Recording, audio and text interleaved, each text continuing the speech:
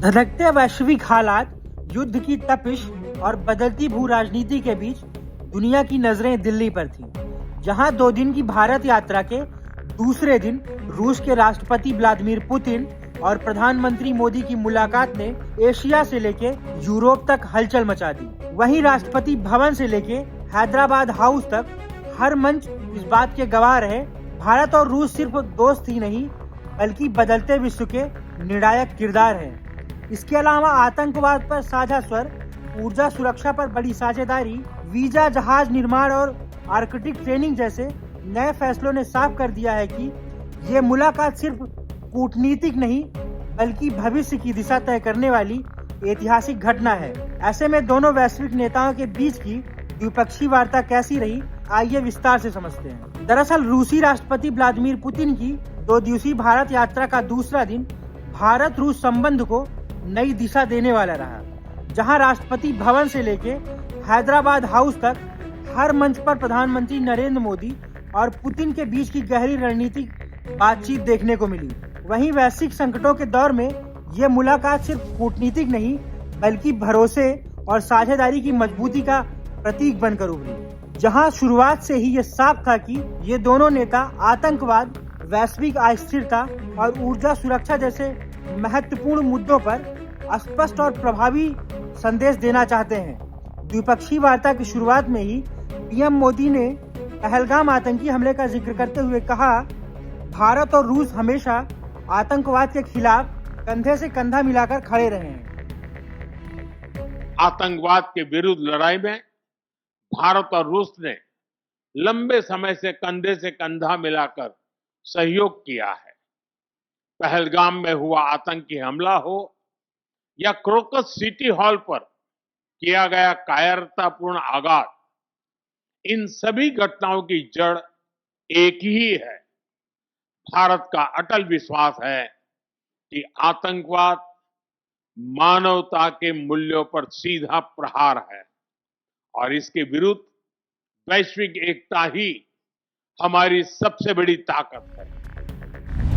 असैन्य परमाणु ऊर्जा में दशकों पुराना सहयोग भारत की स्वच्छ ऊर्जा प्राथमिकताओं को शक्ति देता रहा है। महत्वपूर्ण खनिजों में साझेदारी से हाईटेक मैन्युफैक्चरिंग और भविष्य के उद्योगों के लिए सुरक्षित सप्लाई चेन तैयार होगी। इसके साथ ही दोनों नेताओं ने जहाज निर्माण में बढ़ते सहयोग को मेक इन इंडिया को मजबूती देने वाला क्षेत्र बताया, जो न केवल भारत में रोजगार बढ़ाएगा बल्कि कौशल विकास और क्षेत्रीय कनेक्टिविटी को भी तेज करेगा। वहीं समझौते के आदान प्रदान के बाद पीएम मोदी ने बताया कि भारत के नाविकों को ध्रुवीय जल क्षेत्र में ट्रेनिंग दिलाने के लिए रूस के साथ नया सहयोग शुरू होगा। साथ ही भारत जल्द ही रूसी नागरिकों के लिए 30 दिनों की फ्री ई टूरिस्ट वीजा और ग्रुप टूरिस्ट वीजा शुरू करेगा, जहां रूस में भारत के 2 नए वाणिज्य दूतावास खुलने के बाद ये फैसला नागरिक स्तर पर रिश्तों को और मजबूत करेगा। वहीं यूक्रेन संकट पर भी पुतिन और पीएम मोदी ने सीधी बातचीत की। यूक्रेन युद्ध पर पुतिन ने कहा कि रूस अमेरिका सहित कई साझेदारों के साथ संभावित शांतिपूर्ण समाधान पर विचार कर रहा है।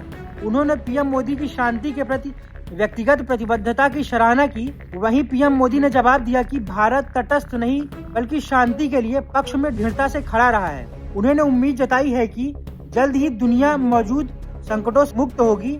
पीएम मोदी ने कहा कि 8 दशकों से उतार चढ़ाव के बावजूद भारत रूस की दोस्ती हमेशा स्थिर रही है। 2010 में गठित special and privileged statics partnership आज और मजबूत दिखाई देती है।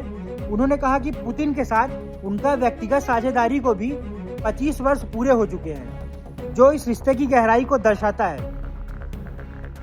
आपको बता दें कि हैदराबाद हाउस में हुई वार्ता के दौरान विदेश मंत्री एस जयशंकर, एनएसए अजीत डोभाल और प्रधानमंत्री के प्रधान सचिव समेत कई वरिष्ठ अधिकारी भी मौजूद रहे, जो कि ये दिखाता है कि भारत इस वार्ता को लेकर किस स्तर पर महत्व दे रहा था। वहीं शाम की औपचारिक बैठकों और राजकीय भोज के बाद पुतिन देर रात रूस लौट जाएंगे।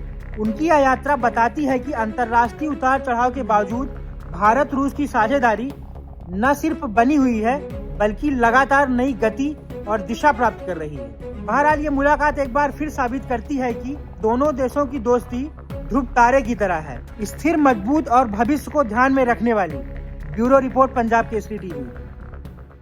हमसे जुड़े रहने के लिए हमारे YouTube चैनल को सब्सक्राइब करें और नई वीडियो की नोटिफिकेशन के लिए बेल आइकॉन को दबाएं।